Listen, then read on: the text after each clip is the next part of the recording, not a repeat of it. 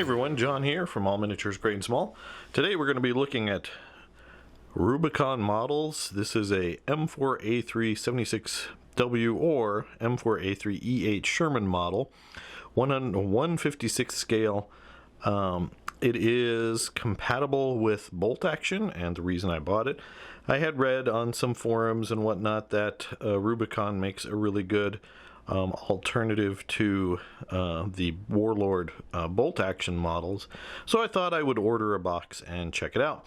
I love the EZ8. It's one of my favorite tanks, so I thought it was a kind of a no-brainer to pick up this one.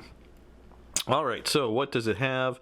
It has a choice to build either a M4A376W or an M4A3E8. Includes both early and late war production T-23 turret with 76mm gun. Includes both VVSS and HVSS suspension. Includes duckbills, extensions, and end connectors, open hatches, extra tack stowage. US tank crew figures included. Looking at the back of the model, we see we have kind of a service history of the Sherman, a couple of examples, and here's the decal sheet, some painting suggestions. I do like this. When I was first looking at this, I thought that Sherman looks weird for some reason. Sorry with the glare. And then I realized that it was doesn't have the 50 cal on top, and it just I think the tank looks naked without its 50 cal. And then when I flipped it over and saw it here, it's like, oh, there's the 50 cals. Very cool. All right, so let's open it up and take a look at what we get.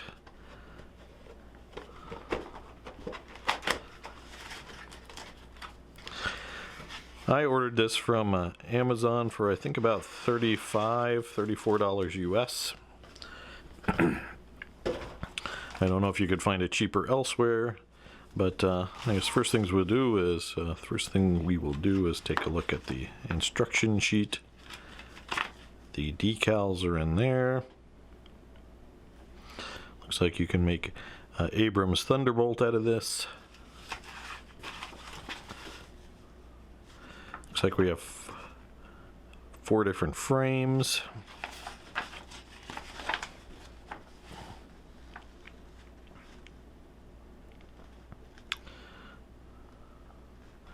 Now I've only built 2 of the Warlord vehicles, both of them out of the Island Assault starter set, so the Japanese Chiha and the M3 Armored Half-Track.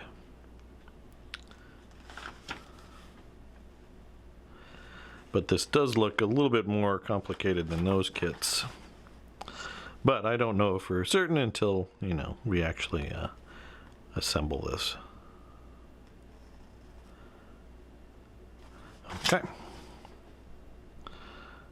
And it looks like they have more M4 Shermans in their product range, which is pretty cool.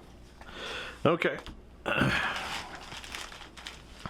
Each frame is individually wrapped. That's pretty nice. I guess let's start with this frame.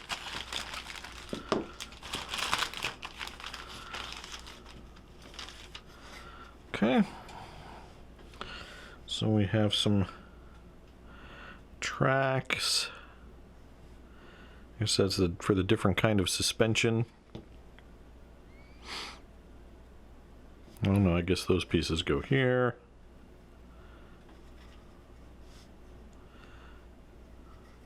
Doesn't feel or look too skinny or frail, so this is going to ultimately be a wargaming piece, not necessarily a display piece.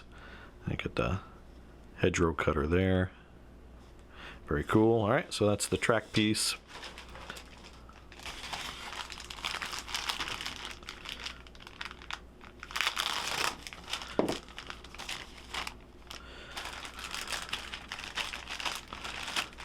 Next we have, this looks like the track with the duckbills here. The 2 different turrets as advertised. Machine guns. The front hull. The 2 different barrels.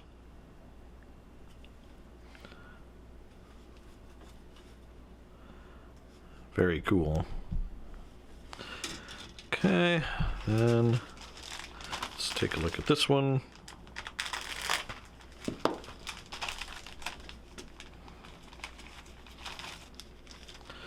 We have the top of the hull.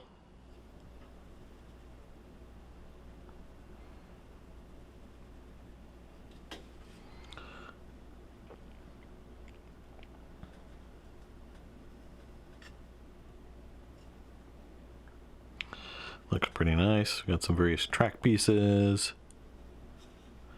Looks like you've got the crew torsos and heads. I don't know, maybe spare wheels. Looks pretty good. And then the last one.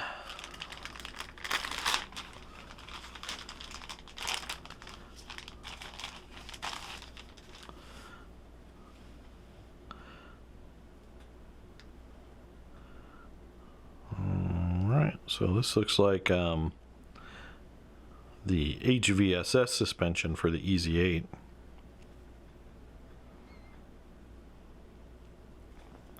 Lots of pieces, lots of options, which is very good. It's always good to have options. Like, basically there are 3 different tracks on here. You've got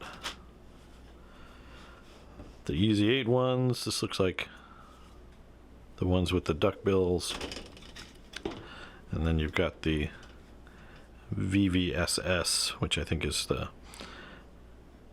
original model. So very cool. I mean, there's a lot of stuff here. So I say let's go ahead and build this. We've got a lot of options, but I think I have no option at all. I'm going to have to build this as an EZ8, and see how it goes from there. All right, let's go ahead and build this bad boy and come back with a look at the assembled model and, you know, my thoughts on building it. All right, off we go. All right, assembly is complete. We've got the I built the EZ8 version, and I love it. I think it's great. So I think it looks good. It has lots of detail. The assembly process was pretty straightforward. There were a lot of pieces. I would probably say more than there were for the Warlord Games version. But it really adds to the detail at this scale, like the running gear, for example, has dimensionality to it, which is really nice. The turret can rotate, which is really nice. The box gives you, again, lots of options. You could have built the other 76mm version, and as a result you end up with a lot of leftover stuff. I've got, leftover tracks, a turret, the tracks with the duckbill.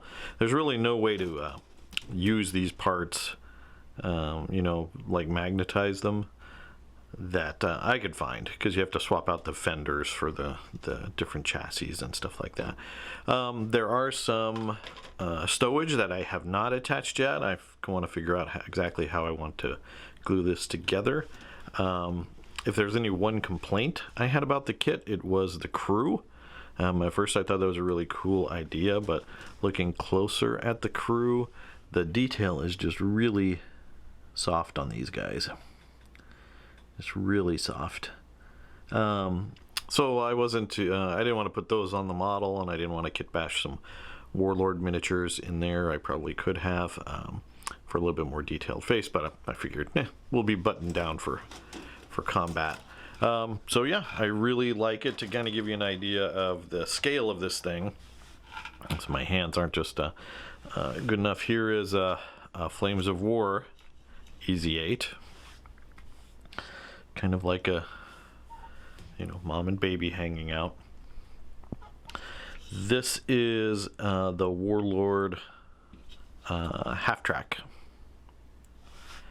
next to it. and the Warlord Haichi, I believe this one is, which is more of a light tank compared to, you know, how big the EZ8 is. The EZ8's a tall tank in real life. Shermans are pretty tall due to their, you know, the way that they're engined and stuff like that.